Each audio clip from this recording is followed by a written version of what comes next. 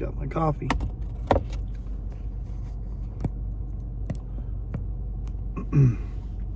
If then we have grasped the 3 points that we have so far been discussing, namely, that the purpose of God is indissolubly linked with justification by faith in grace and not by acts.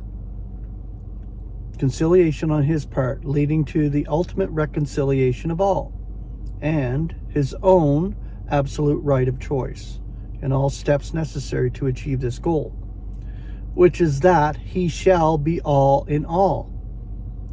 Then we are ready to pass on to the glorious portrayal of that purpose in the Ephesian epistle. In this epistle, God's purpose is illuminated with a glory that is to be found in no other part of the scriptures. May we suggest that at this point we read the first chapter of the Ephesian letter and notice how we, as members of the ecclesia, which is Christ's body, are associated with him in the purpose of our God and Father. We quote here from verses 3 to 12. Beautiful, beautiful. Read that first chapter. It's amazing. Get it yourself. Get properly translated scriptures, the concordant scriptures, the concordant version of the New Testament. Read this whole part because it's beautiful. Read it for yourself. Absorb it yourself from the scriptures, because I can read it to you. You may not absorb it, but I absorb it while I'm reading for what God has graced me to soak in when it comes to this treasure.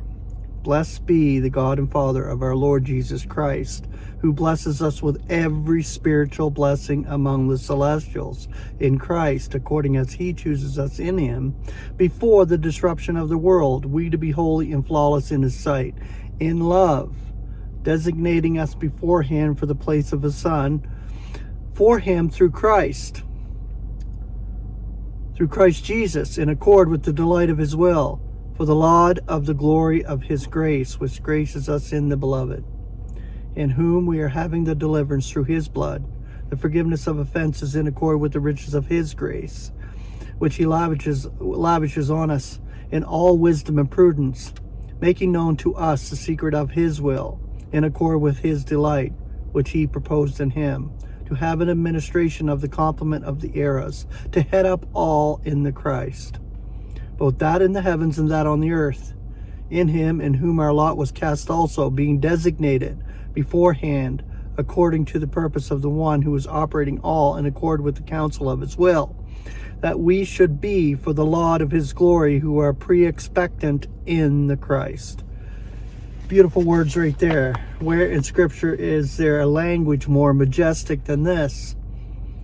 The purpose of God is to embrace all, but the ecclesia, which is the body of Christ, has a special, very special part in it.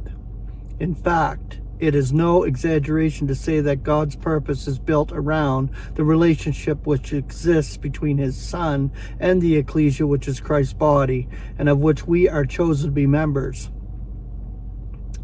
Chosen in him before the disruption of the world.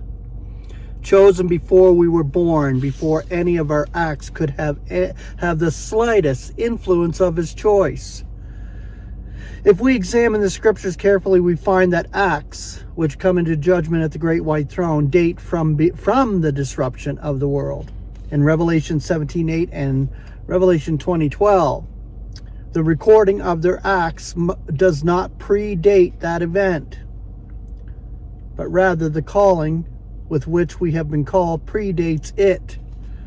It is a calling in grace, with the object of displaying grace throughout the universe. As Paul tells us in Ephesians 2:5-7, where he speaks of our being vivified together in Christ and roused together and seated together among the celestials in Christ Jesus, in order that in the oncoming eons he should be displaying the transcendent riches of his grace and his kindness to us in Christ Jesus. So beautiful, so transcendently beautiful. Lest at this point we should be exalted beyond measure at the transcendence of the glory that this prospect puts before us, the apostle reiterates what he had already stressed in Romans, that in grace through faith are you saved, And this is not out of you. It is God's approach present, not of works, lest anyone should be boasting. For his achievement are we, being created in Christ Jesus for good works, which God makes ready beforehand, that we should be walking in them. Ephesians 2:8-10. In grace are we saved. For the laud of the glory of his grace are we chosen. For the display of God's grace in the eons to come are we given an allotment in Christ.